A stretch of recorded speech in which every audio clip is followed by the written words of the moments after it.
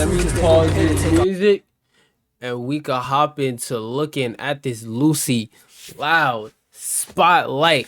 I know I'm like a day late, but look, I be touching grass. Okay, it's not my fault. The grass needs to get touched, and I'm the motherfucker that's gonna touch it. God damn it!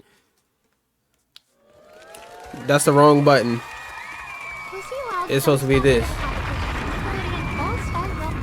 I don't know who this is, but I'm gonna have to drop another bomb because I just thought about it. This is the first female voice actor voicing I heard them do. So another W for Game Mill. Another W. With frightening new abilities and a revamped design. While she still has a few of her old tricks like teleportation, which gives her some startling mobility, Lucy also has plenty of new grim and ghastly techniques to use on the battlefield. Also, one thing I want to note is that in the first game, I know she dropped a little bit, but I remember when the game first came out, like she was definitively, like undebatably the best character in the game. And then over time she went down, but still, listen, bruh, listen. The most defining aspect as a fighter is her ability to harness the power of the occult to enhance her own abilities. Her down special cycles between her normal, ghost, and vampire forms. While the ghost form is a whole lot lighter and is generally worse at finishing off stocks compared to her other forms, it is much more mobile. On the other hand, ghost, if you don't mind the slower movement speed, Lucy's vampire mode hits like a truck. This form is also a bit lighter than her normal form, but... Why is the vampire form the heaviest one? Aren't vampires like... You know what? I'm thinking too hard. Not quite as light as her ghost form. Lucy will always change forms in a set cycle. Normal, then ghost, then vampire. But if you double tap the special button, you'll swap back to your previous form. There is quite a few other differences to go over between these forms. So in case you get lost, just remember. Ghost is fast. Vampire is slow and strong. And plain old Lucy is an all-arounder. That's also a bit heavier than the other forms. Dark Bite.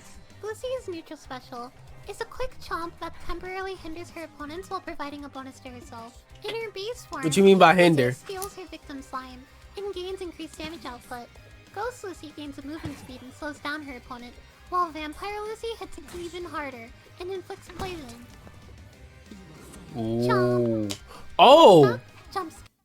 I didn't notice it until just now, but on the UI next to your name, well, for her the ghost thing, okay, that kind of makes sense, which again, like I always say, more stuff on the UI is always better as long as it isn't overcrowded and clunky. I think they could make this stuff a little bit bigger for larger screens and when people are looking at further away distances and whatnot, but that's kind of a nitpick. But I like this because Smash, it's rare that stuff does these kind of effects, so I get it not being as prevalent in that game, but in this game it looks like it's gonna be a bigger part of the battles and of the meta, since like characters normally have these kind of effects. So it's good that we get something on a UI that really shows us like what it is. Chomp. Next up, Jump Scare. Lucy's side special is a teleport that can go through enemy attacks with proper timing. This move is obviously a great way to catch opponents by surprise. In her normal form, Jump Scare hits opponents when Lucy disappears and reappears. This, however, is not the case for her ghost form. To compensate for the lack of damage, Ghost Jump Scare starts and finishes faster, which makes it a better tool for continuing combos, moving around. I'm not gonna lie, never liked Lucy's character as far as this game went because she was too unnecessarily complicated about a bunch of dumb shit, bro. Some unpredictable pressure with whatever follow-up you want. In Vampire mode, Jump Scare only hits opponents at the end, but this hit is way stronger. Lastly, Lucy's up special.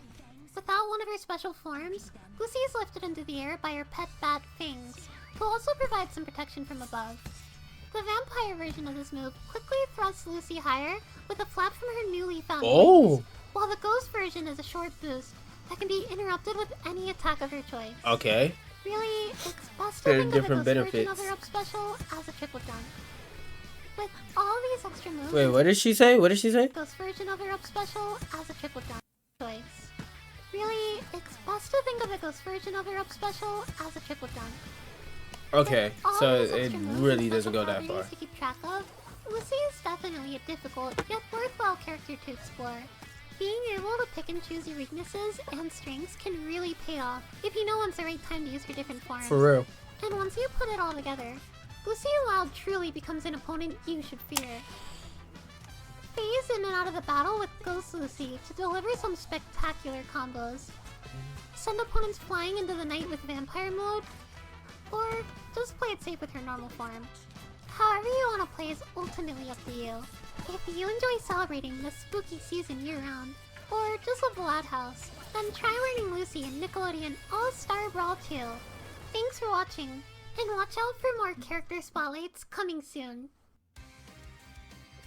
Alright. Lucy Loud. So now is more the part where I talk about my thoughts on this character. And I want to say, like, I don't have any crazy thoughts because my other channel got deleted, so you can't really see my original thoughts, and I don't remember them, and it's not really anything significant.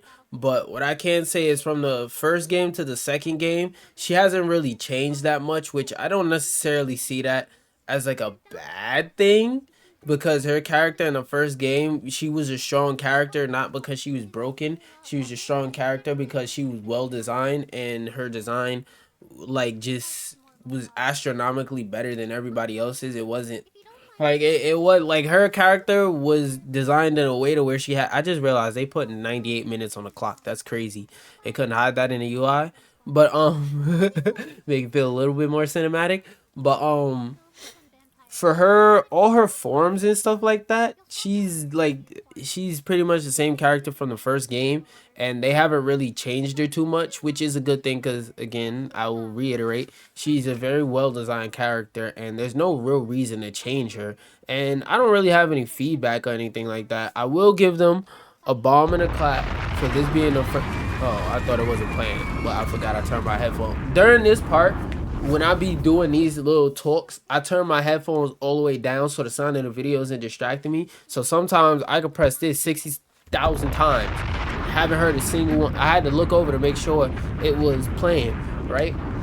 But like, W for them making this the first female one. And some of the other videos, I don't know if the video where I exactly first started saying this is lost, but one of the things I said is that them having and letting the content creators content create and make videos for this game and do like specifically these videos for the game and let them voice over them, and even one of them where they let the creator put it on his channel.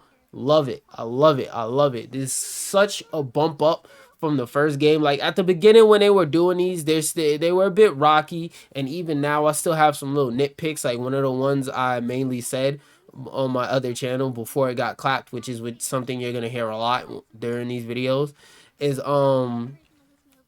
I wish they, when they said the names of the moves, they had like a little pop-up like in the corner over here or something like that where they showed the exact names of the moves. And I would want them to give more of the moves names, because like for example in Super Smash Brothers Ultimate, most people don't know Mario's back throw is actually called airplane throw. The Solonge Bowser throw, that's called airplane throw.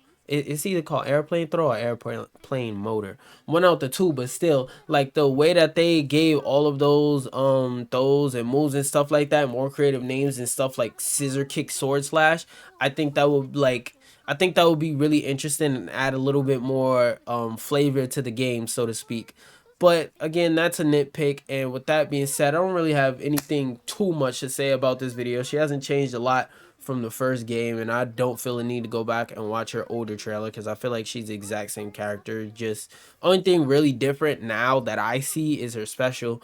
And yeah, with that being said, peace out, y'all. Don't forget to eat the booty like a bunny. Make sure you like and subscribe, especially because this channel is new. Help me help a brother out. Hit subscribe.